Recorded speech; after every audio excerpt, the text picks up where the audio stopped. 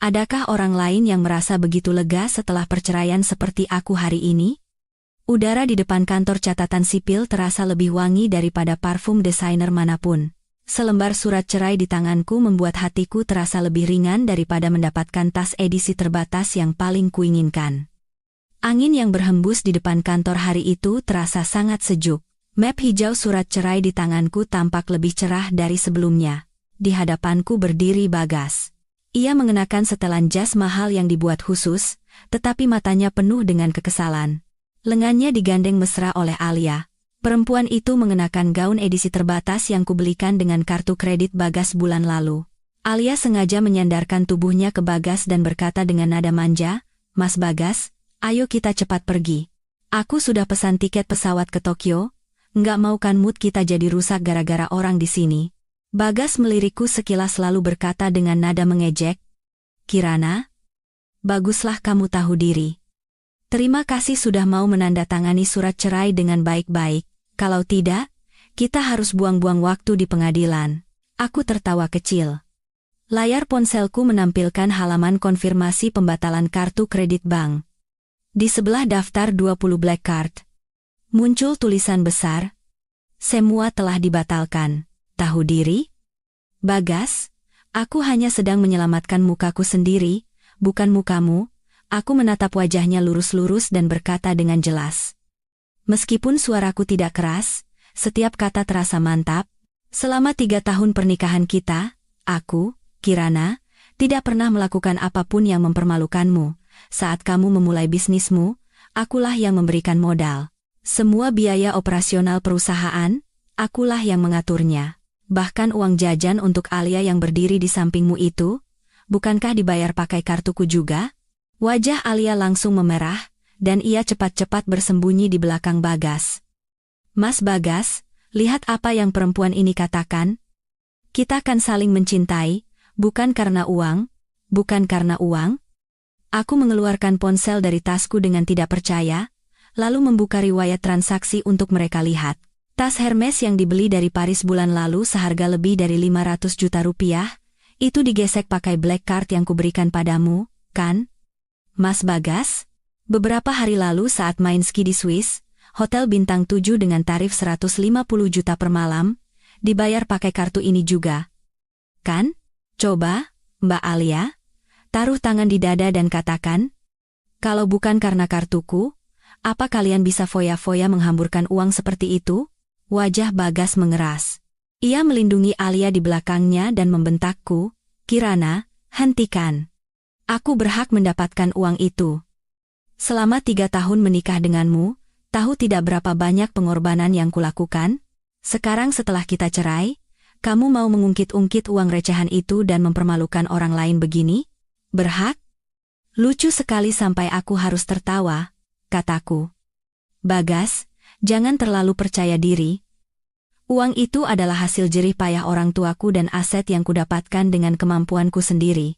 Tidak ada hubungannya denganmu sepeser pun. Aku memberimu black card itu karena aku cinta dan percaya padamu. Tapi apa yang kamu lakukan? Memakai uangku untuk membiayai perempuan lain dan masih berpikir itu adalah hal yang pantas?" Aku mengarahkan layar ponselku ke arah mereka. "Lihat ini. 20 black card itu baru saja kubatalkan semuanya. Mulai detik ini, kamu, Bagas, tidak punya hak lagi menggunakan uangku, Kirana, bahkan 1 rupiah pun."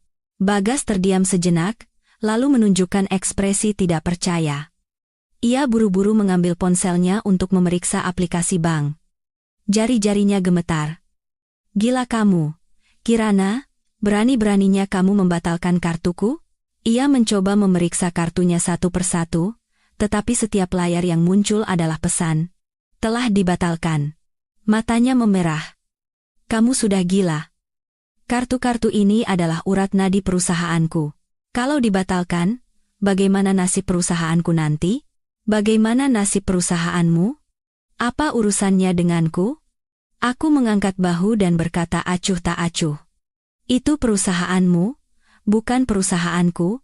Aku berinvestasi karena niat baik padamu, tapi kamu malah memberikan niat baikku itu untuk perempuan lain. Perusahaanmu mau bangkrut atau tidak, itu adalah akibat dari perbuatanmu sendiri." Alia mulai panik. Ia melepaskan lengan Bagas dan berjalan ke hadapanku. Wajah manisnya yang dibuat-buat telah hilang. Kirana, kamu benar-benar keterlaluan, ini adalah saat paling penting dalam bisnis Mas Bagas.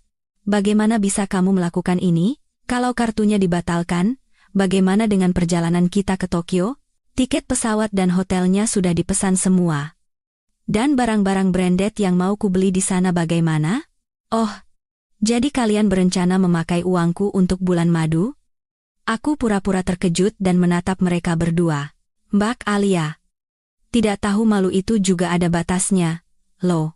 Bagas gemetar karena marah. Ia menunjuk wajahku lama sekali, tak bisa berkata apa-apa, sebelum akhirnya berhasil mengeluarkan satu kalimat. Kirana, jangan besar kepala, tanpa kartumu pun, aku bisa hidup dengan sangat nyaman. Aku akan tetap ke Tokyo. Dan semua barang branded itu akan kubeli. Lihat saja. Tanpamu hidupku akan jauh lebih baik. Silakan saja, aku tertawa sinis. Tanpa black cardku, Bagas hanyalah seorang pria kosong. Perusahaannya yang sedang dalam masalah keuangan parah bisa bertahan hanya karena mengandalkan kartuku. Sekarang setelah kartu itu tidak ada, apakah ia bahkan bisa mendapatkan uang untuk tiket pesawat ke Tokyo saja masih diragukan. Alia ikut menimpali. Benar. Mas Bagas itu hebat sekali. Tidak apa-apa kok. Justru kamu, Kirana, yang nanti akan menyesal. Sepulang dari Tokyo, kami akan pamerkan barang-barang branded sampai kamu iri setengah mati. Aku memandang mereka dengan iba. Manusia yang konyol dan menyedihkan. Baiklah, akan kutunggu. Aku harap kalian masih bisa percaya diri seperti ini saat di Tokyo nanti. Aku menyimpan ponselku ke dalam tas dan berbalik. Bagas berteriak dari belakang, Kirana, apa yang kamu lakukan padaku hari ini? Kamu pasti akan membayarnya. Aku tidak berhenti, hanya melambaikan tangan. Lebih baik kalian pusingkan dulu biaya perjalanan mahal ke Tokyo itu, ya? Hati-hati tidak punya uang untuk beli tiket pesawat sampai harus menanggung malu. Aku masuk ke mobil sport yang sudah menunggu di pinggir jalan. Kaca mobil perlahan naik, menutupi wajah penuh amarah Bagas dan Alia. Bayangan mereka berdua yang meronta-ronta di kaca spion membuat sudut bibirku terangkat secara otomatis. Membatalkan black card, hanyalah permulaan. Bagas, Alia, semua utang kalian padaku, akan kutagih kembali, setiap rupiahnya. Ingin memakai uangku untuk hidup mewah di Tokyo? Coba saja. Aku ingin tahu, tanpa kartuku, bagaimana cara kalian membayar tagihan-tagihan fantastis itu? Mobil perlahan meninggalkan kantor catatan sipil. Aku menelepon asistenku, Bu Wita, ada yang perlu dibantu. Suara tegas Bu Wita terdengar dari seberang. Silakan. Ibu Presdir, batalkan semua kerjasama yang sedang berjalan atau yang sudah disepakati dengan perusahaan Bagas. Lalu, beritahu dia untuk mengembalikan pinjaman sebesar 50 miliar rupiah dari perusahaan kita dalam waktu 3 hari. Jika tidak bisa, segera proses secara hukum. Baik. Ibu Presdir. Akan segera saya laksanakan. Aku menutup telepon dan bersandar di kursi, menghela napas panjang. Kesalahan selama 3 tahun akhirnya berakhir hari ini. Tapi ini bukan akhir, melainkan awal yang baru. Aku, Kirana, tidak akan lagi tersakiti oleh orang-orang tak berharga. Sekarang giliran Bagas dan Alia yang merasakan bagaimana rasanya kehilangan segalanya. Aku mengambil ponsel dan mengunggah foto surat cerai ke Instagram dengan keterangan, berjalan di jalan masing-masing. Oh, tidak. Aku menuju jalan yang lebih baik, sedangkan kamu menuju kehancuran. Tidak sampai 1 menit, jumlah like dan komentar membanjir. Teman-temanku mengirim pesan menanyakan apakah aku baik-baik saja. Aku membalas mereka satu persatu, mengatakan bahwa aku baik-baik saja, bahkan merasa sangat ringan seolah bisa terbang. Sementara itu, Bagas yang masih di depan kantor catatan sipil, terus menggenggam ponselnya erat-erat dan mengumpat tanpa henti. Ia mencoba menggunakan beberapa black card-nya untuk melakukan pembayaran dan transfer, tetapi yang ia dapatkan hanyalah notifikasi kegagalan. Ketika menelepon layanan pelanggan bank, jawabannya hanya, kartu tersebut telah dibatalkan oleh pemilik kartu dan tidak dapat digunakan lagi. Alia menghentak-hentakan kakinya di sampingnya. Mas Bagas, bagaimana ini? Hotel dan tiket pesawat di Tokyo sudah dibayar uang mukanya. Kalau kita batalkan sekarang, uang mukanya hangus. Dong, barang-barang branded yang kuincar juga banyak sekali. Bagas mengacak-acak rambutnya dengan frustrasi, tatapannya menakutkan. Jangan berisik, hanya karena Kirana memblokir beberapa kartu, kamu pikir aku akan jatuh? Aku punya caraku sendiri. Ia mengangkat teleponnya dan mulai menelepon teman-temannya untuk meminjam uang. Tetapi, berapapun panggilan yang ia buat, semua orang beralasan modalnya sedang macet atau mencari-cari alasan lain untuk menolak.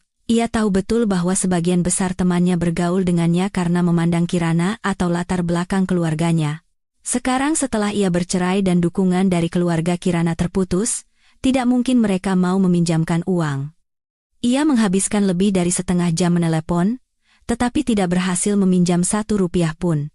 Wajah Bagas semakin tegang. Alia menatapnya dengan kekecewaan yang tak terselubung.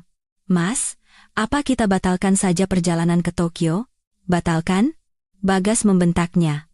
Tidak bisa. Aku sudah bilang ke semua teman kalau aku akan membawamu liburan mewah ke Tokyo. Kalau sekarang dibatalkan, mau ditaruh di mana mukaku? Apalagi Kirana sengaja memblokir kartu seperti ini. Kalau kita tidak jadi ke Tokyo, pasti kita akan ditertawakan oleh perempuan itu. Ia menggertakkan giginya.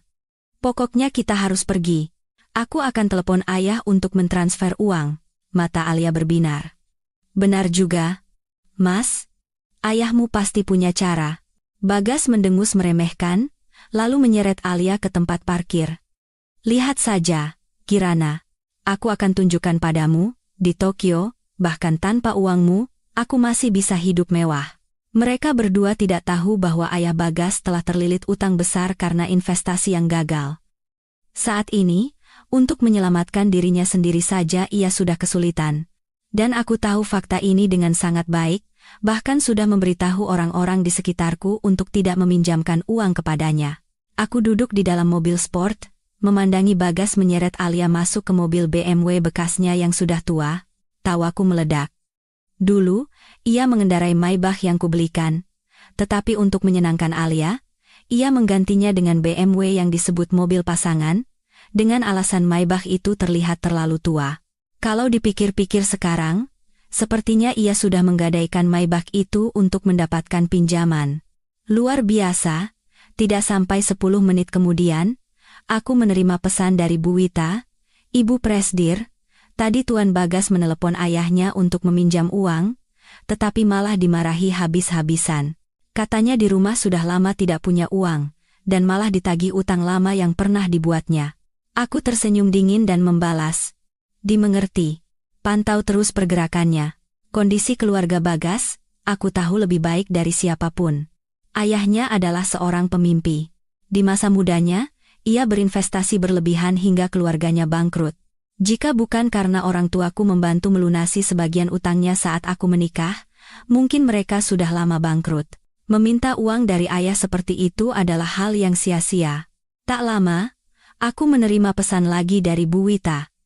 Ibu Presdir, Tuan Bagas telah menarik semua sisa uang tunai di perusahaan sebesar 3 miliar rupiah. Uang itu digunakan untuk memesan tiket pesawat first class ke Tokyo dan kamar suite di hotel paling mewah. 3 miliar rupiah? Aku mengangkat alisku. Uang sebanyak itu? Berapa lama mereka bisa bertahan di Tokyo, terutama dengan gaya hidup boros Bagas dan Alia? Mungkin untuk uang muka hotel saja tidak cukup. Saat itu, teleponku berdering. Di seberang sana adalah Bagas. Aku sengaja membiarkannya berdering beberapa kali sebelum mengangkatnya. Suara sombongnya terdengar. Kirana, sudah dengar? Aku sudah pesan tiket pesawat ke Tokyo le. First class. Aku juga sudah pesan kamar suite di Hotel Bintang 7 di tepi Teluk Tokyo. Semalam hampir 0,5 miliar rupiah. Aku menjawab dengan datar, oh, ya? Selamat, ya? Bagas tampak terkejut dengan reaksiku yang tenang.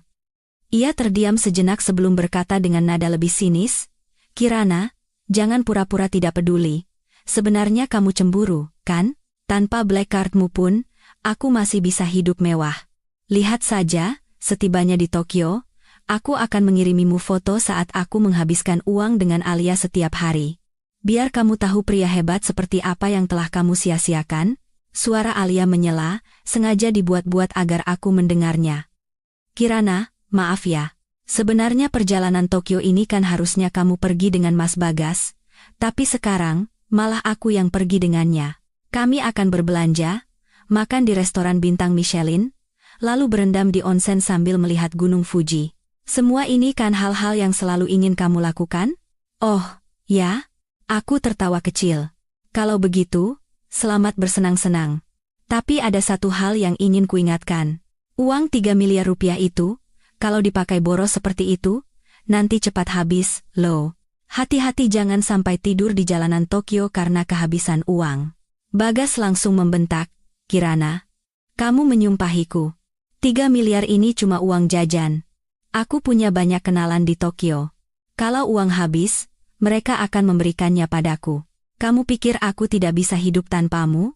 Pergi ke Tokyo kali ini bukan hanya untuk menghabiskan uang, tapi juga untuk menandatangani kontrak bisnis besar. Saat itu, kamu akan menyesal sampai muntah darah. Bisnis besar? Aku pura-pura tertarik. Bisnis apa, ya? Boleh kasih bocoran sedikit? Bagas langsung tergagap. Sepertinya ia sedang mencoba mengarang kebohongan. Ya, bisnis yang menghasilkan banyak uang. Pokoknya, Kirana, lihat saja, sepulang dari Tokyo, aku akan membuatmu sadar kalau kamu tidak punya mata melihat pria. Melepaskan pria sehebat aku. Alia ikut menimpali. Benar. Mas Bagas sehebat ini, di masa depan pasti akan jadi pengusaha besar. Kirana, saat itu, meskipun kamu berlutut memohon agar dia kembali, dia tidak akan sudi melihatmu. Begitukah? Aku tidak ingin berbasa-basi lagi dengan mereka berdua. Kalau begitu, akan kutunggu kabar baiknya. Semoga perjalanannya lancar, ya. Oh, bukan. Semoga menjadi jalan pintas menuju kebangkrutan. Aku memutus panggilan dan langsung memblokir nomor Bagas dan Alia. Berbicara dengan sampah seperti mereka saja sudah membuatku mual. Tak lama, Bu Wita mengirimkan sebuah foto. Foto Bagas dan Alia yang diambil di lounge first class bandara. Di foto itu, Bagas merangkul pinggang Alia dengan wajah sombong. Alia mengenakan gaun yang cukup terbuka, membawa tas edisi terbatas, dan mengacungkan 2 jari ke kamera. Wajahnya jelas-jelas memancarkan. Aku sedang pamer. Aku mengirim foto itu ke temanku, Maya. Mereka benar-benar pergi ke Tokyo, Mei. Apa kamu akan membiarkan mereka menghabiskan uang seperti itu saja? Tentu saja tidak. Ini adalah jebakan. Uang 3 miliar rupiah bisa apa di Tokyo? Nanti saat pengeluaran mereka sudah melebihi 80 miliar rupiah dan mereka tidak punya uang lagi untuk membayar, saat itulah pertunjukan yang sebenarnya dimulai. Maya mengirim emoji jempol. Seperti yang kuduga darimu, aku suka sekali. Kalau pertunjukannya dimulai, kabari ya. Aku akan terbang ke Tokyo untuk menontonnya langsung. Aku tersenyum dan meletakkan ponselku. Mobil sudah memasuki area mansion megahku. Rumah ini adalah warisan dari orang tuaku. Saat masih menikah, Bagas pernah memintaku untuk mengubah nama kepemilikan menjadi namanya, tetapi aku menolak. Kalau dipikir-pikir sekarang, itu adalah keputusan yang sangat tepat. Begitu masuk ke dalam rumah, asisten rumah tangga menyambutku dengan gembira, Nona Kirana, sudah pulang? Makan malam sudah disiapkan? Baik. Masuk ke ruang makan, meja sudah penuh dengan makanan kesukaanku. Dulu, meja makan selalu dipenuhi dengan makanan kesukaan Bagas. Meskipun aku mengatakan apa yang kusuka, tidak ada yang peduli. Sekarang, aku bisa hidup untuk diriku sendiri sesuka hatiku. Setelah makan malam, aku duduk di sofa ruang keluarga sambil mengganti saluran TV. Sebuah pesan dari Bu Wita masuk. Bagas dan Alia sudah naik pesawat ke Tokyo, dan Alia mengunggah foto tiket pesawat ke Instagram dengan keterangan. Tokyo, kami datang. Liburan mewah. Di bawah unggahan itu, penuh dengan komentar iri dari teman-temannya, yang sepertinya adalah teman-teman dugemnya. Aku menyimpan tangkapan layar itu, berencana untuk mengungkapkannya saat Alia bangkrut, agar ia tahu betapa menyedihkannya dirinya. Beberapa jam kemudian, Bu Wita menghubungiku lagi. Ibu Presdir, Tuan Bagas dan Nona Alia sudah tiba di Tokyo. Saat check-in hotel, Tuan Bagas menggunakan kartu kredit pribadinya untuk membayar uang muka 1 bulan sebesar 3 miliar rupiah. 1 bulan?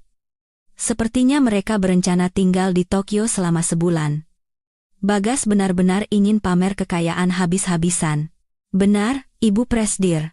Dan setibanya di hotel, mereka langsung makan malam di restoran bintang Michelin. 1 kali makan menghabiskan 500 juta rupiah. Ini juga dibayar dengan kartu pribadi Tuan Bagas. 500 juta? Ini baru permulaan. Dengan kebiasaan belanja mereka berdua, pengeluaran selanjutnya pasti akan menumpuk seperti gunung. Ngomong-ngomong, berapa limit kartu pribadi Tuan Bagas? Sudah saya periksa, limitnya 5 miliar rupiah. Tadi 3 miliar dari uang perusahaan dipakai untuk uang muka, sedangkan kartu pribadinya dengan limit 5 miliar dipakai untuk makan 500 juta. Sekarang sisa limitnya 4,5 miliar rupiah. 4,5 miliar, aku tertawa kecil. Untuk belanja di Ginza besok saja, mungkin tidak akan cukup. Tidak mengherankan, keesokan paginya aku sudah menerima pesan dari Bu Wita sejak dini hari. Ibu Presdir, Tuan Bagas dan Nona Alia sudah berbelanja barang branded di Ginza sejak pagi. Nona Alia membeli 3 tas Hermes dan beberapa kalung berlian. Totalnya sudah lebih dari 20 miliar rupiah. Kartu pribadi Tuan Bagas sudah mencapai limit. Limitnya penuh? Semakin menarik. Lalu apa yang mereka lakukan sekarang? Tuan Bagas sedang menelepon teman-temannya untuk meminjam uang, tapi tidak ada yang mau meminjamkan. Sementara Nona Alia berdiri di sampingnya mengeluh tanpa henti. Sudut bibirku terangkat secara otomatis. Baru segini saja sudah mengeluh? Nanti akan ada hal yang lebih mengejutkan lagi. Tak lama, Bu Wita mengirim pesan lagi. Ibu Presdir, Tuan Bagas menelepon bagian keuangan perusahaan dan memerintahkan untuk mentransfer dana darurat. Tapi bagian keuangan memberitahunya bahwa Tuan Bagas sudah menggelapkan hampir semua uang perusahaan. Hanya tersisa 500 juta rupiah untuk membayar gaji karyawan. Kalau begitu, sekarang Bagas pasti sudah hampir gila. Benar. Dia berteriak-teriak di tengah toko branded. Orang-orang di sekitarnya melihatinya. Nona Alia juga malu sampai wajahnya memerah. Aku membayangkannya dan tertawa. Bagas yang menjaga gengsi lebih dari nyawanya sendiri, pasti sangat malu di depan banyak orang. Hatinya pasti mendidih. Sedangkan Alia yang mata duitan, pasti sudah mulai sadar bahwa Bagas tidak punya uang dan mulai memikirkan rencana lain. Tak lama, pesan dari Bu Wita datang lagi. Ibu Presdir, akhirnya Tuan Bagas menggunakan uang gaji karyawan sebesar 500 juta rupiah itu untuk membayar barang branded Nona Alia. Lalu mereka pergi ke toko perhiasan lain dan memesan gelang berlian senilai 10 miliar rupiah yang disukai Nona Alia. Dia bilang akan membayarnya nanti. Memesan? Mau pakai uang dari mana untuk membayarnya? Mungkin hanya untuk pamer, Bu. Dia bahkan berbicara dengan suara keras kepada pegawai toko, mengatakan bahwa dia kaya raya, tidak perlu khawatir, besok akan datang membayar. Dia bahkan bilang akan memborong seluruh toko agar Nona Alia bisa memilih sesuka hatinya. Pamer sampai tidak bisa ditolong lagi. Aku menutup ponsel dan berjalan ke jendela. Semakin Bagas dan Alia boros di Tokyo, semakin cepat mereka jatuh ke jurang. Aku ingin segera melihat mereka berdua duduk di atas tumpukan utang 80 miliar rupiah dan tidak tahu harus berbuat apa. Dan sekarang, yang harus kulakukan adalah menjalani hidup baruku sepenuhnya. Aku menelepon temanku, Maya. Maya, mau liburan ke Maladewa denganku? Suara gembira Maya terdengar dari seberang. Tentu saja. Kirana, akhirnya kamu sadar juga. Seharusnya kamu sudah lama meninggalkan sampah itu dan menikmati hidupmu sendiri. Kapan kita pergi? Besok. Aku akan minta Bu Wita memesan tiket first class dan villa terbaik di Maladewa. Wow, Kirana, kamu luar biasa. Kali ini kita liburan habis-habisan, ya? Setelah menutup telepon, aku merasa seolah bisa terbang. Bagas dan Alia sedang menghamburkan uangku meskipun itu uang perusahaan yang ia gelapkan di Tokyo. Sedangkan aku akan menggunakan uangku sendiri untuk mencari kebahagiaan sejati. Inilah balas dendam terbaik untuk mereka berdua. Semakin aku bahagia, semakin mereka akan tersakiti. Saat itu di Tokyo, Bagas masih membual kepada Alia. Alia sayang, jangan khawatir. Besok aku akan membelikan gelang berlian 10 miliar itu untukmu. Bukan hanya itu, aku akan memberikan semua barang branded di dunia ini untukmu, agar kamu menjadi wanita paling bersinar di Tokyo. Alia memeluknya dan tersenyum puas. Mas Bagas memang yang terbaik. Mas benar-benar mencintai dan merawatku lebih baik dari siapapun di dunia. Bagas menariknya ke dalam pelukan, tetapi hatinya gelisah seperti terbakar. Uang untuk membeli gelang itu besok, dari mana ia akan mendapatkannya? Ia hanya bisa menggantungkan semua harapannya pada bisnis besar yang ia karang. Tapi bisnis itu ada di mana? Bahkan ia sendiri tidak tahu. Ia menutupi kegelisahannya dan berpura-pura berbicara dengan suara lebih keras. Alia sayang, besok kita kelilingi toko branded lainnya. Ya, apapun yang kamu mau, akan kubelikan. Kita juga akan berendam di onsen di Gunung Fuji, dan malamnya makan malam mewah di restoran terbaik. Wow! Benarkah? Asyik sekali. Alia bertepuk tangan gembira, tidak menyadari bahwa kondisi keuangan Bagas akan segera habis. Pesan dari Bu Wita terus berdatangan. Aku berbaring di sofa, menggulir layar ponsel sambil menertawakan perilaku belanja gila Bagas dan Alia. Mereka berdua pikir Tokyo itu mesin ATM, ya? Menghabiskan uang seperti air, tanpa sadar bahwa uang yang mereka hamburkan itu pada akhirnya harus dibayar dengan muka mereka sendiri. Ibu Presdir, Tuan Bagas dan Nona Alia keluar dari toko branded di Ginza dan langsung menuju toko perhiasan mewah lainnya. Saat Nona Alia menyukai cincin berlian seukuran telur puyuh seharga 50 miliar rupiah, Tuan Bagas langsung bilang akan membelikannya tanpa ragu. Pesan Bu Wita penuh dengan keheranan. Di foto yang terlampir, Alia sedang memandangi cincin itu di bawah cahaya dan tersenyum lebar. Sementara Bagas berdiri dengan dada membusung, wajahnya angkuh seolah uang segitu adalah hal kecil. Di tangannya, ia bahkan sengaja mengayun-ayunkan black card yang sudah kubatalkan. Aku tersenyum dingin dan membalas. Dia membayarnya dengan black card itu? Tidak, Bu. Hanya dipamerkan saja. Saat staf mau mengambil kartunya, dia bilang akan membayar semuanya nanti sekaligus. Sambil mengatakan kartu ini tidak ada limitnya, tidak perlu khawatir. Mungkin dia takut ditolak pembayarannya. Otaknya masih berfungsi rupanya, aku bergumam. Sifatnya yang lebih mementingkan gengsi daripada nyawa masih sama saja. Tak lama, Bu Wita mengirimkan daftar pengeluaran yang panjang. Ibu Presdir, lihat ini. Hanya dalam setengah hari, pengeluaran untuk perhiasan saja sudah 80 miliar rupiah. Kalau digabungkan dengan tas branded dan aksesoris yang dibeli pagi tadi, sudah lebih dari 150 miliar rupiah. Setibanya di hotel, mereka memanggil layanan spa pribadi, menghabiskan 500 juta. Makan siang yang dipesan dari restoran bintang 3 Michelin juga 4 miliar rupiah. Ini baru permulaan, aku melakukan panggilan video dengan Maya dan menunjukkan layar ponselku. Mereka ini gila, ya? Maya tertawa terbahak-bahak. Bagas itu pakai narkoba atau apa? Dari mana semua uang itu? Apa dia punya simpanan rahasia? Simpanan apa? Kondisi keluarganya aku tahu betul. Pasti dia pinjam dari rentenir. Limit kartu pribadinya sudah habis, uang perusahaan sudah digelapkan. Sekarang tinggal pinjaman rentenir saja. Belum selesai aku berbicara, pesan dari Bu Wita masuk. Ibu Presdir, sesuai dugaan Ibu, Tuan Bagas telah menghubungi rentenir di Tokyo untuk meminjam uang sebesar 20 miliar rupiah. Bunganya sangat tinggi dan syaratnya harus dikembalikan dalam 1 minggu. 20 miliar?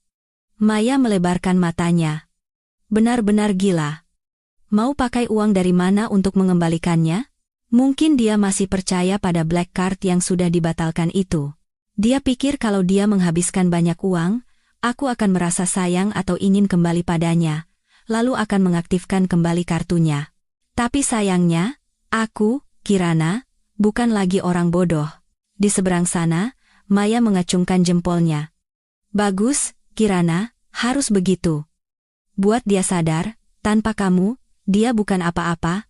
Setelah menutup telepon, aku memeriksa pesan Bu Wita lagi. Setelah mendapatkan pinjaman dari rentenir, Bagas semakin menjadi-jadi. Ia menghabiskan uang seperti air, memesan gaun seharga 2 miliar untuk Alia, menyewa mobil sport edisi terbatas dengan biaya sewa 1 miliar per hari untuk berkeliling Tokyo. Alia pun merekam video dan mengunggahnya ke Instagram. Mas Bagas yang terbaik untukku. Setiap hari di Tokyo serasa mimpi. Di bawah unggahan itu, penuh dengan komentar sanjungan dari para penjilat. Alia beruntung sekali. Mas Bagas benar-benar kaya, ya. Pasangan serasi. Aku menyimpan semua tangkapan layar komentar itu. Berencana, pada hari Bagas bangkrut, akan mempostingnya di internet untuk membuka mata seluruh dunia betapa rendahnya selera para penjilat itu. Tak lama, Bu Wita mengirim pesan lagi. Ibu Presdir, sekarang Tuan Bagas dan Nona Alia telah menyewa ruang VIP pribadi di klub termewah di Tokyo. Mereka memesan sampanye dan cerutu termahal, biaya ruangannya saja 5 miliar rupiah. Tuan Bagas juga mengumumkan kepada orang-orang di klub bahwa ia akan mengadakan pesta besar di Tokyo, mengundang semua selebriti, dan akan memamerkan kekayaan serta kekuasaannya kepada semua orang. Kekayaan dan kekuasaan? Aku hampir menyemburkan anggur yang sedang kuminum. Kekayaan dan kekuasaan yang ia bicarakan itu hanyalah ilusi yang diciptakan dari pinjaman rentenir dan black card yang pernah kuberikan. Benar-benar menggelikan, pantau terus, ya. Catat setiap pengeluaran mereka, setiap rupiahnya, terutama pesta itu. Mari kita lihat berapa lama mereka bisa bertahan.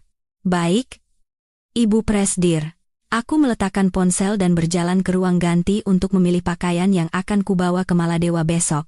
Ruang gantiku lebih besar dari kamar suite hotel tempat Bagas dan Alia menginap. Di dalamnya penuh dengan tas branded dan pakaian mahal. Semua ini kubeli dengan uangku sendiri. Dulu, aku jarang mengenakan pakaian mahal karena tidak enak padanya. Tapi sekarang, aku bisa berdandan untuk diriku sendiri sesuka hatiku.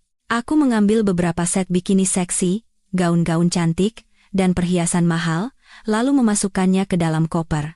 Saat itu, Bu Wita mengirimkan sebuah video. Di dalamnya, Bagas dan Alia sedang berpesta pora di ruang VIP Club. Di sekitar mereka, ada sekelompok orang berpenampilan tidak baik yang sepertinya teman-teman baru yang ia kenal di Tokyo. Bagas memegang sebotol sampanye seharga miliaran rupiah dan berteriak, "Ayo, semuanya, minum sepuasnya. Malam ini, semua di sini aku yang traktir." Aku, Bagas, mungkin tidak tahu banyak hal, tapi soal uang, aku punya banyak. Yang lain bersorak dan bertepuk tangan. Alia memeluknya sambil mengayunkan tas edisi terbatas yang baru dibelinya, dan mengedipkan mata ke kamera. "Terima kasih, Mas Bagas, Mas memang yang terbaik." Bagas tersenyum sombong dan memeluk Alia erat-erat, berkata dengan dagu terangkat, "Sayang. Mau apa saja, katakan saja. Aku akan membelikan semuanya untukmu, bukan hanya barang-barang kecil seperti ini, bahkan bintang di langit pun akan kuambilkan untukmu." "Ah, Mas bisa saja." Alia tertawa genit sambil memukul dadanya, tetapi matanya penuh dengan keserakahan. Aku memandangi pemandangan menjijikan mereka berdua dan merasa mual.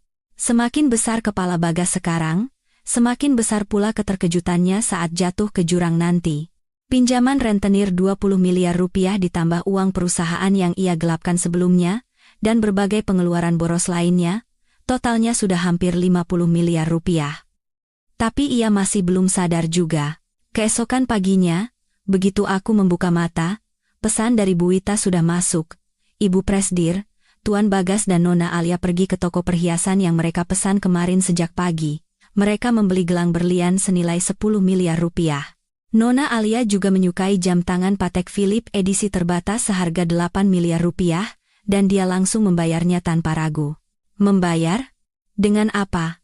Aku langsung duduk. "Dengan kartu kredit sementara yang didapat dari rentenir. Limitnya 20 miliar rupiah. Tadi dipakai untuk membayar gelang dan jam tangan sebesar 18 miliar. Sekarang sisanya tinggal 2 miliar. 2 miliar? Bahkan untuk bertahan 1 hari lagi saja tidak cukup." Tidak mengherankan, sekitar tengah hari, pesan dari Bu Wita masuk lagi. "Ibu Presdir, Tuan Bagas dan Nona Alia makan siang di restoran Kaiseki paling terkenal di Tokyo. Satu kali makan menghabiskan 3,8 miliar rupiah. Ia mencoba membayar dengan kartu dari rentenir, tetapi ditolak karena limitnya tidak cukup. Tuan Bagas sangat terkejut, lalu meminta untuk berutang dan buru-buru menyeret Nona Alia keluar dari restoran. "Uangnya habis?" Aku tertawa kecil. Bicara besar tapi tidak ada isinya, Rasakan. Benar, Bu. Nona Alia juga terlihat tidak senang, wajahnya cemberut seharian. Kudengar dia mengeluh kepada Tuan Bagas karena belum juga dibelikan gaun pengantin mahal yang pernah dijanjikan. Gaun pengantin? Aku berpikir sejenak dan langsung mengerti rencana Alia. Ingin menggunakan pernikahan untuk memaksanya. Mengira Bagas adalah miliarder sungguhan dan ingin memanfaatkan kesempatan ini untuk menikah dan mengubah hidupnya.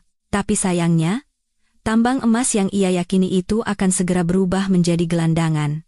Tak lama, Bu Wita mengirim pesan lagi. Ibu Presdir, Tuan Bagas telah menghubungi rentenir lain untuk meminjam uang sebesar 30 miliar rupiah. Kali ini, bunganya lebih tinggi, dan syaratnya harus dikembalikan dalam 3 hari. Begitu dapat uang, ia langsung membawa Nona Alia membeli gaun pengantin seharga 2,8 miliar dan setelan pengantin pria seharga 800 juta. 30 miliar? Ia berjalan masuk ke dalam api dengan sendirinya. Bagaimana caranya ia akan mengembalikan uang sebanyak itu? Saya juga tidak tahu, Bu. Mungkin dia sudah tergila-gila dengan Nona Alia, atau ingin pamer pada Ibu Presdir bahwa dia masih baik-baik saja. Setelah membeli gaun pengantin, mereka pergi ke klub kapal pesiar dan menyewa sebuah kapal pesiar mewah. Besok mereka akan berlayar. Biaya sewanya saja 1,2 miliar per hari. Ditambah makan malam yang dipesan di atas kapal pesiar, senilai lebih dari 5 miliar. Aku melihat daftar pengeluaran yang dikirim Bu Wita dan menggelengkan kepala. Uang yang mereka berdua habiskan sekarang sudah lebih dari 72 miliar rupiah. Dengan kecepatan seperti ini, mencapai 80 miliar hanyalah masalah waktu. Aku selesai berkemas dan akan berangkat ke bandara. Maya yang sudah menunggu di depan rumah berlari menghampiriku. Kirana, sudah siap? Akhirnya perjalanan kita ke Maladewa dimulai. Iya, sudah siap. Aku tersenyum dan mengangkat koperku ke mobil. Biarkan Bagas dan Alia menggila di Tokyo. Kita akan menjalani hidup kita yang luar biasa. Dalam perjalanan ke bandara, aku memandangi pemandangan di luar jendela dan merasa sangat lega. Saat itu di Tokyo, Bagas masih membual kepada Alia. Alia sayang, besok kita akan berlayar dengan kapal pesiar. Malamnya kita adakan pesta hidangan laut mewah di atas kapal, dan aku akan melamarmu dengan cara yang paling megah di dunia. Aku akan membuatmu menjadi wanita paling bahagia di dunia. Alia memeluk lehernya dan mencium pipinya. Mas Bagas memang yang terbaik. Aku tahu Mas benar-benar mencintaiku. Bagas tersenyum sombong. Ia mengira dirinya adalah pria paling bahagia di dunia. Tapi ia tidak tahu bahwa malapetaka sedang merayap mendekat bersama dengan tagihan 80 miliar rupiah, dan kebahagiaan yang ia rasakan hanyalah ilusi yang akan hancur dalam sekejap mata. Aku mengirim pesan ke Bu Wita. Pantau terus pergerakan mereka berdua, terutama total pengeluarannya. Begitu mencapai 80 miliar, segera laporkan. Baru saja aku duduk di kursi first class menuju Maladewa, pesan dari Bu Wita masuk. Di akhir pesannya bahkan ada tanda seru. Ibu Presdir, total pengeluaran Tuan Bagas dan Nona Alia sudah melebihi 79 miliar rupiah, tinggal 1 miliar lagi akan mencapai 80 miliar. Aku bersandar di kursi empuk dan menggulir layar. Senyum licik muncul di bibirku. Maya yang mengintip dari samping menggelengkan kepala. Wow, mereka menganggap Tokyo seperti rumah sendiri, ya? Sehari menghabiskan puluhan miliar. Apa mereka berencana menghabiskan semua uang pinjaman itu? Habis juga bagus. Aku menyesuaikan sandaran kursi dengan santai, biar mereka tahu bagaimana rasanya jatuh dari surga ke lumpur. Saat itu, laporan langsung dari Bu Wita masuk lagi. Ibu Presdir, mereka berdua baru saja kembali dari kapal pesiar dan langsung menuju restoran Prancis termewah di Tokyo, Le Crin. Mereka memesan king crab termahal dan anggur Lafite Rothschild tahun 1982. Harga anggurnya saja sudah 6 miliar rupiah. Kalau digabungkan dengan uang muka sewa kapal pesiar dan 2 jam tangan edisi terbatas yang dibeli dari toko bebas bea, totalnya pas 80 miliar rupiah. Sudah waktunya, ya? Aku tertawa sinis. Waktunya mereka menghadapi tagihan. Maya gembira sampai menggosok-gosokkan tangannya. Cepat minta Bu Wita rekam video langsung. Aku ingin lihat muka Bagas saat menyerahkan kartu kredit dengan wajah sombongnya itu. Aku membalas pesan Bu Wita. Rekam dengan baik, ya. Lalu mematikan suara ponsel. Pramugari membawakan sampanye. Aku menyesapnya sekali. Cairan dingin mengalir di tenggorokanku. Dan rasa puas membuncah dari lubuk hatiku. Saat itu, di restoran Le Crin di Tokyo, Bagas sedang merangkul pinggang Alia, duduk di kursi VIP dekat jendela. Meja penuh dengan hidangan Prancis yang indah, dan sebotol anggur seharga 6 miliar rupiah berkilauan di dalam pendingin.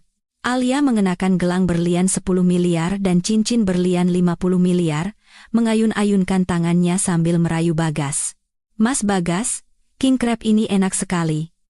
Jauh lebih enak dari makanan kaiseki yang kita makan kemarin. Bagas menyuapkan daging kepiting ke mulutnya dan berkata dengan suara manis yang menjijikan, kalau enak, makan yang banyak ya. Sayang, kalau kamu bahagia, bukan hanya satu king crab, bahkan memborong seluruh restoran ini pun bisa kulakukan. Alia menerima suapan itu dengan mata berbinar. Mas memang yang terbaik. Tidak seperti si tua Kirana itu. Dulu waktu pacaran dengannya, tidak pernah sekalipun ditraktir makan enak. Perempuan itu memang tidak punya mata. Bagas tertawa mengejek, sengaja meninggikan suaranya agar orang di sekitarnya mendengar. Bersamaku, Bagas, hidupmu akan nyaman selamanya. Hal seperti ini kecil.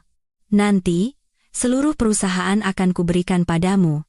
Beberapa pelanggan di restoran menoleh ke arah mereka dengan tatapan tertarik, tapi Bagas salah mengira tatapan itu sebagai rasa iri, dan semakin membusungkan dadanya.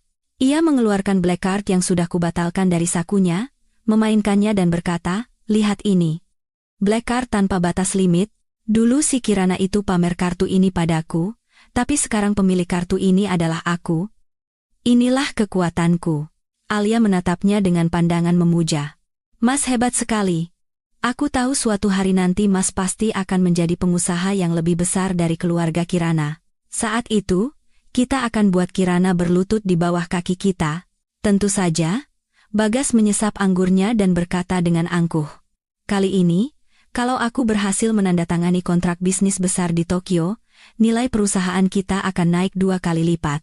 Saat itu, bukan hanya Kirana, tapi seluruh pengusaha di Indonesia harus memandangku. Bagas, dengan hormat, bisnis besar yang ia bicarakan itu adalah kebohongan semata.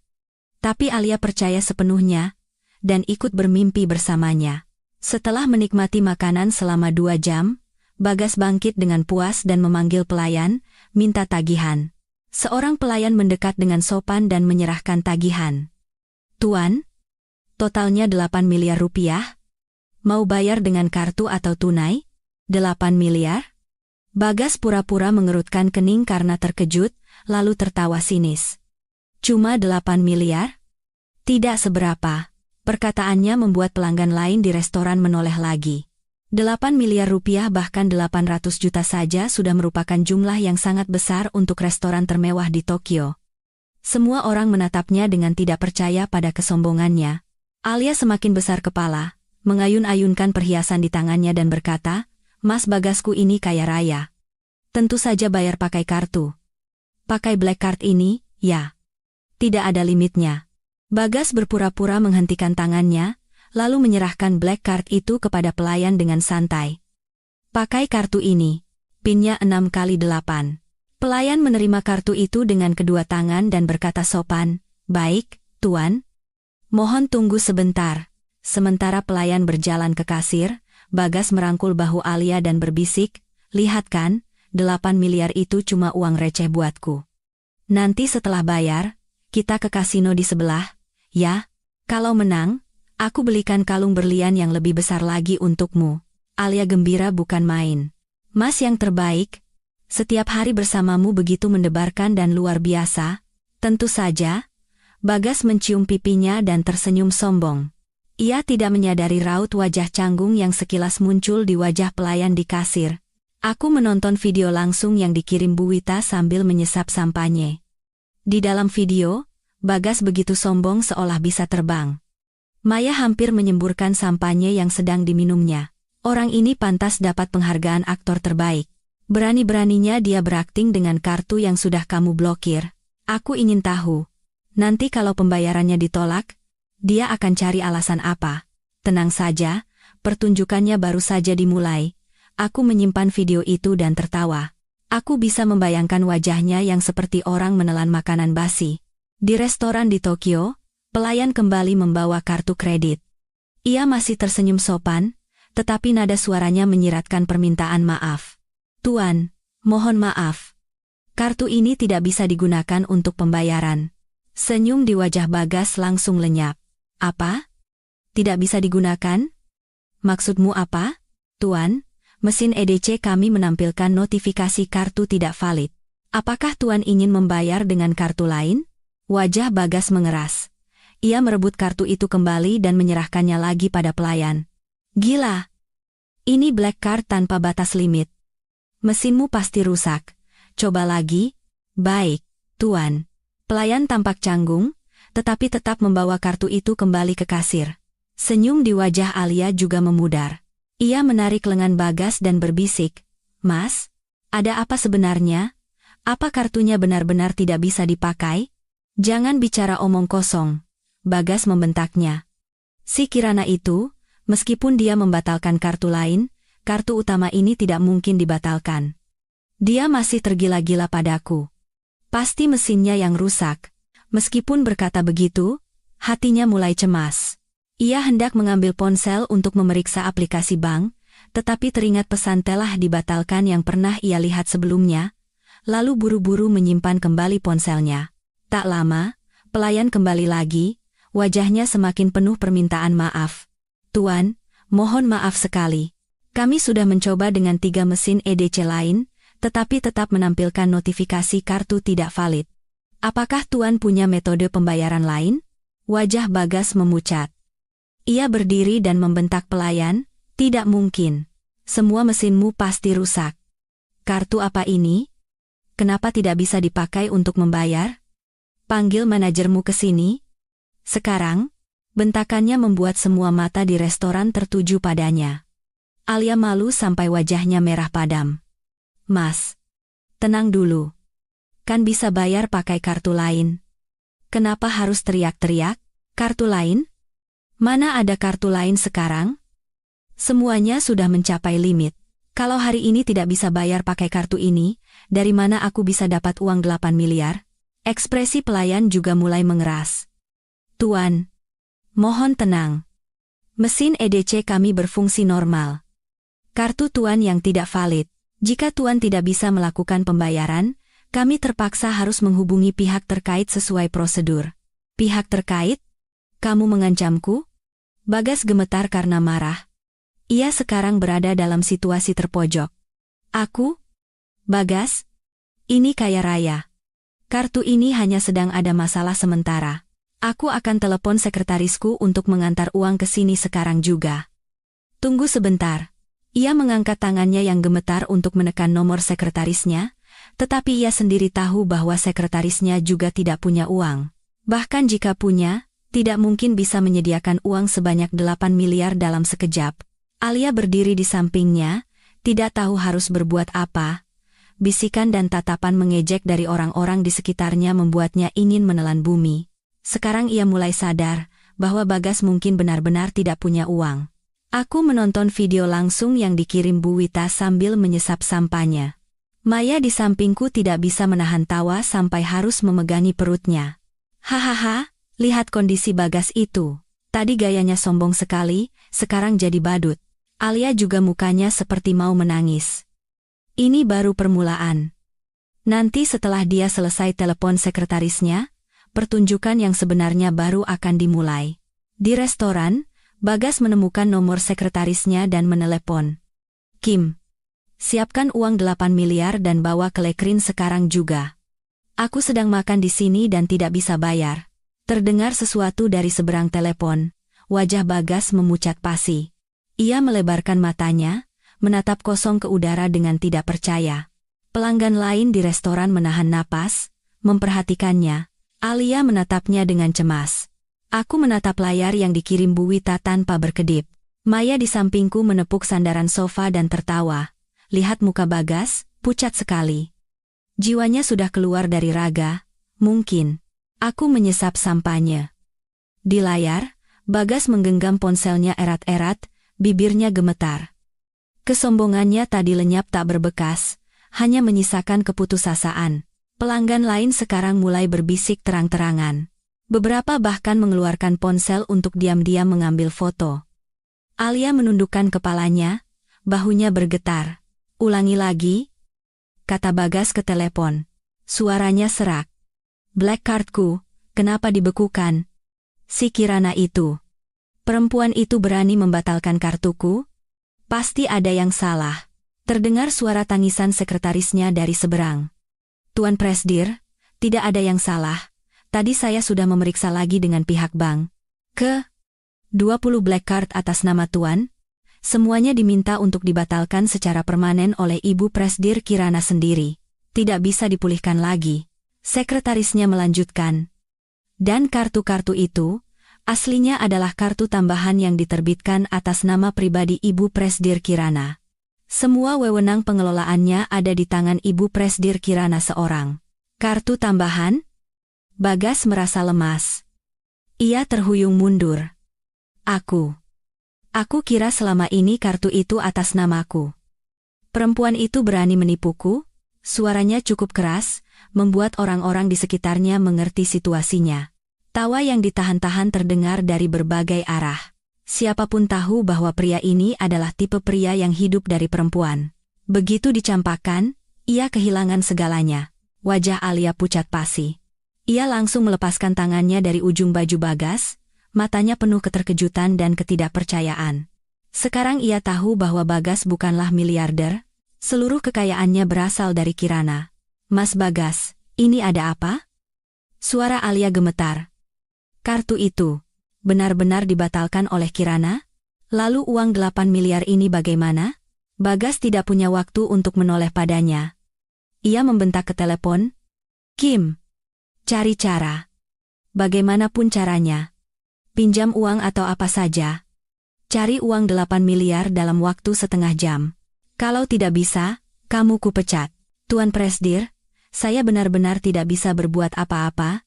Sekretarisnya menangis terseduh-seduh. "Uang perusahaan sudah lama habis. Gaji karyawan juga sudah menunggak 2 bulan. Tidak ada lagi yang mau meminjamkan uang pada perusahaan kita.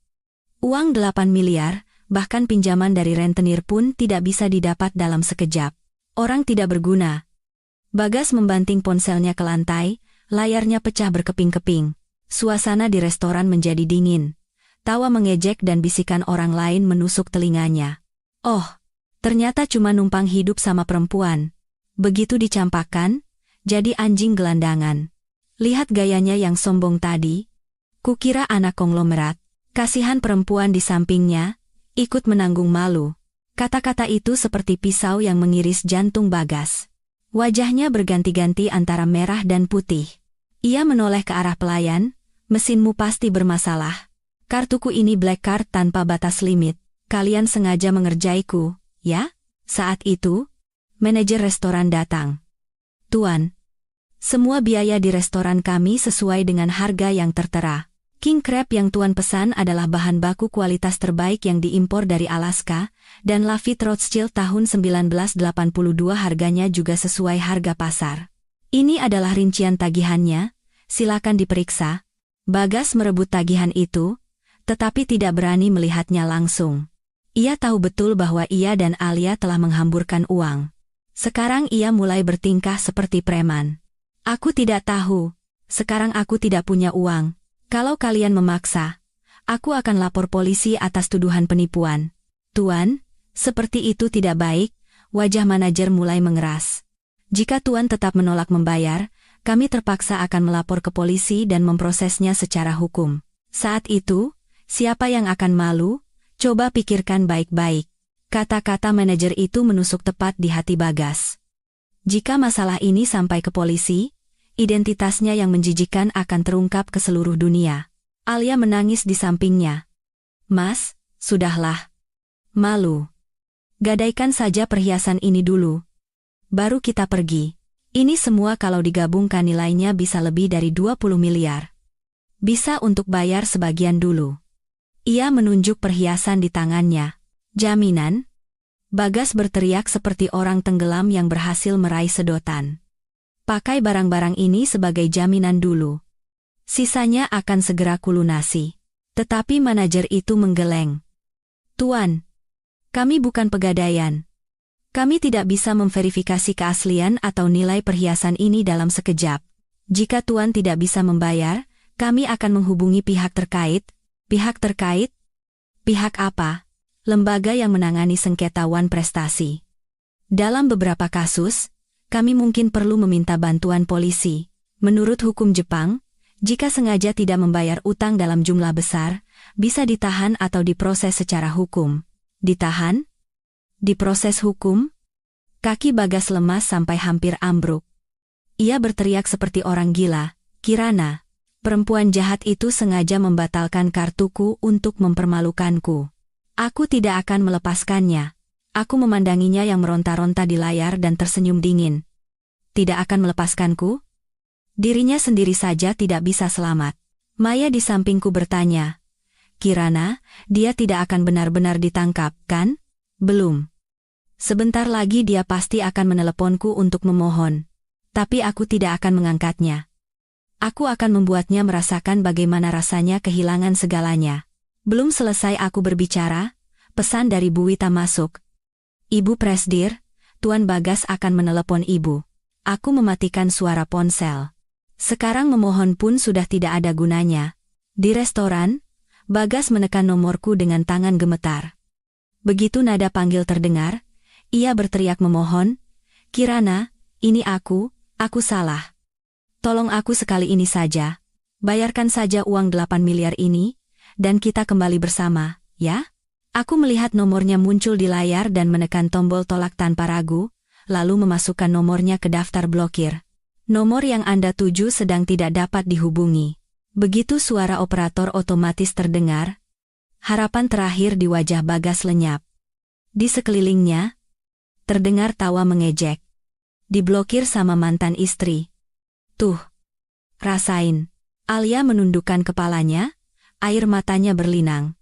Bagas yang terpicu oleh tawa itu, menoleh dan membentak orang-orang di sekitarnya. Lihat apa kalian? Jangan tertawa, manajer memperingatkannya dengan wajah tegang.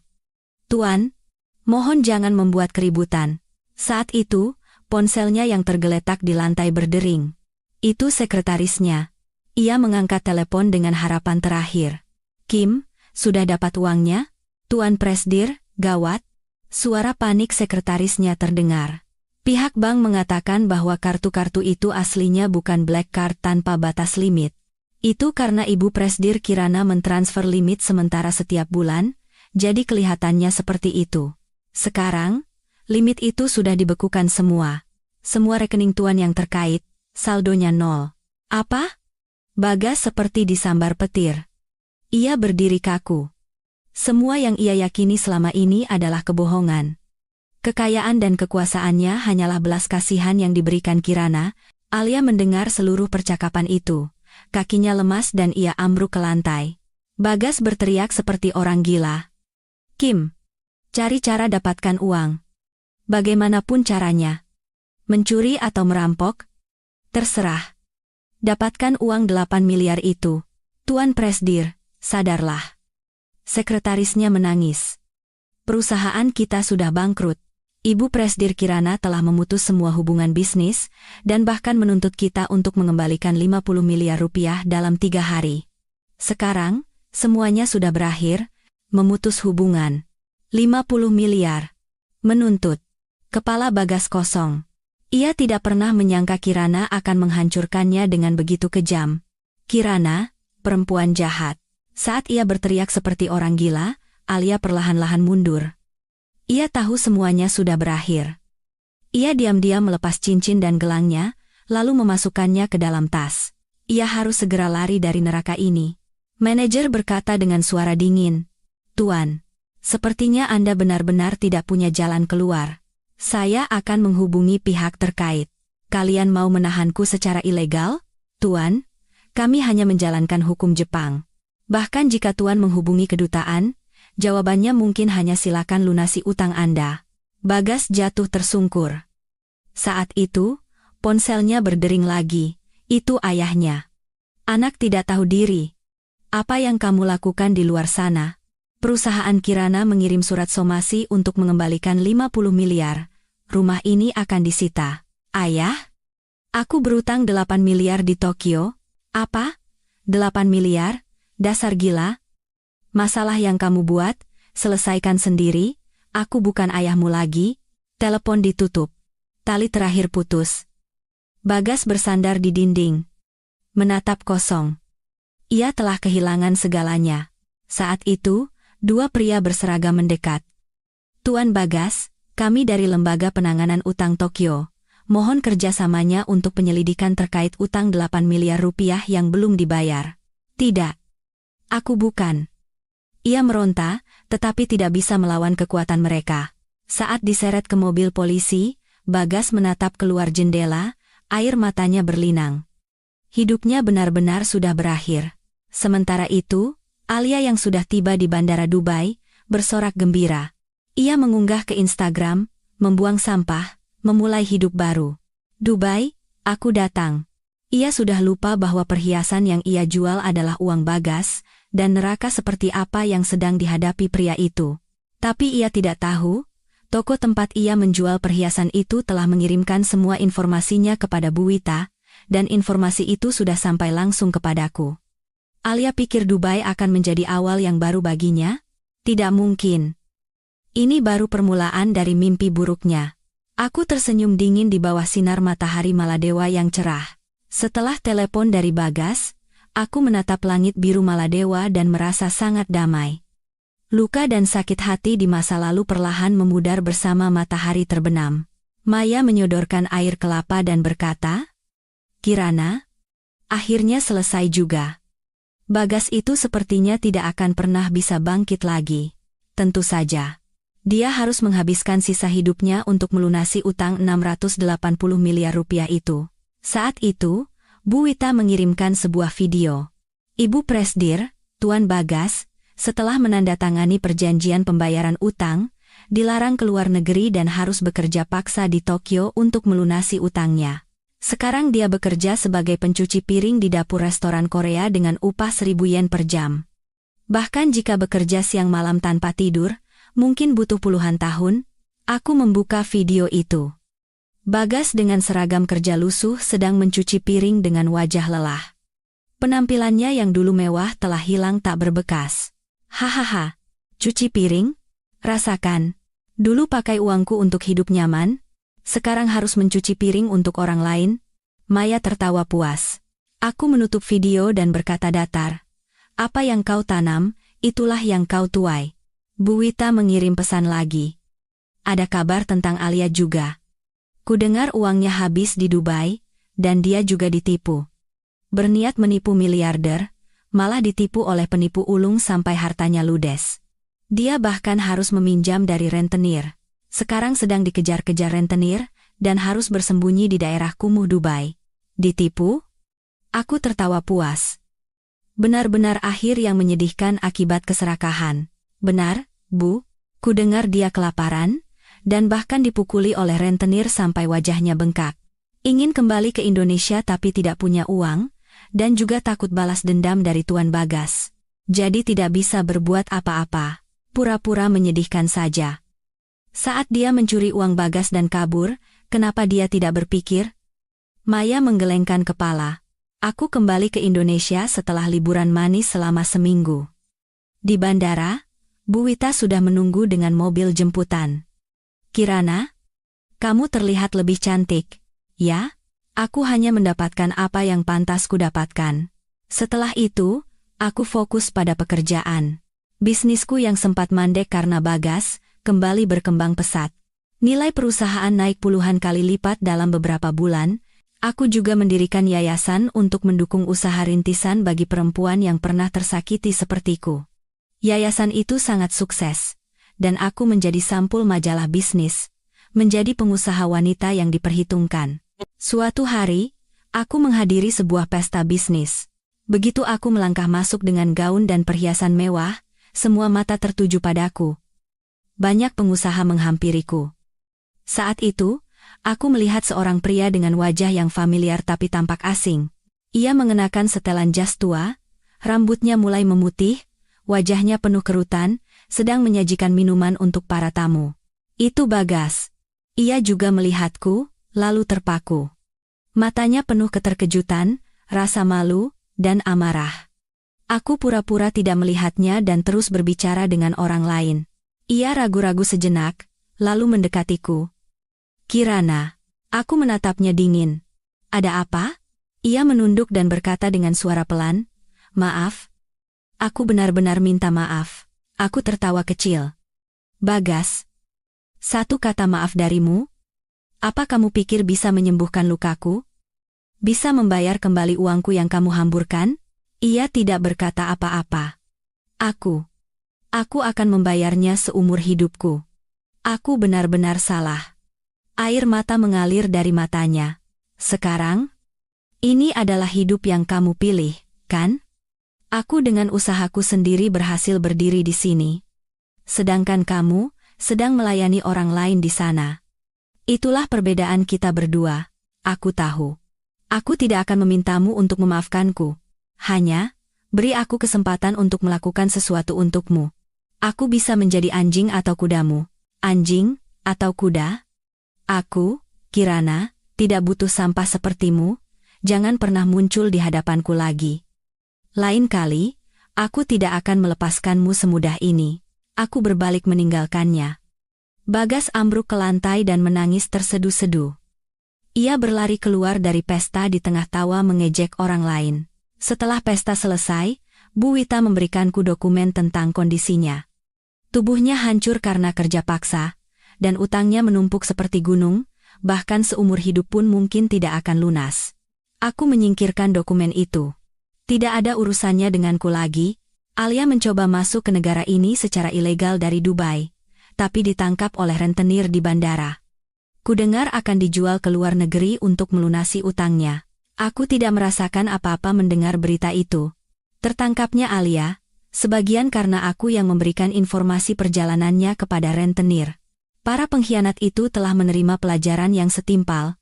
Aku memandangi gemerlap lampu malam kota yang berlalu di luar jendela dan berpikir, sekarang, aku telah terlahir kembali sebagai ratu bagi diriku sendiri, yang tidak perlu bergantung pada siapapun.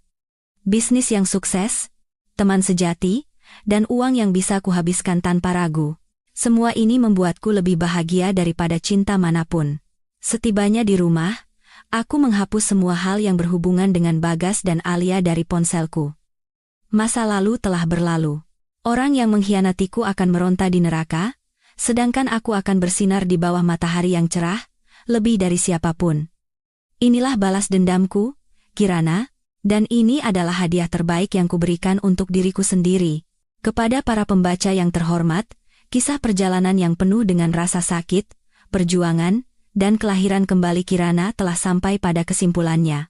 Terima kasih dari lubuk hati yang paling dalam karena telah menemani dan mendukungnya hingga saat ini. Semoga kisahnya menjadi lebih dari sekadar hiburan, tetapi juga memberikan kekuatan dan pelajaran bagi Anda semua. Setelah membaca kisah ini, bagaimana perasaan Anda? Baik itu pemikiran, kesan, atau pelajaran yang didapat dari kisah Kirana, Bagas, dan Alia. Silakan bagikan pendapat Anda. Setiap suara Anda sangat berarti dan menjadi penyemangat yang luar biasa. Akhir kata, semoga Anda semua memiliki kekuatan untuk melewati setiap rintangan, selalu mencintai dan menghargai diri sendiri.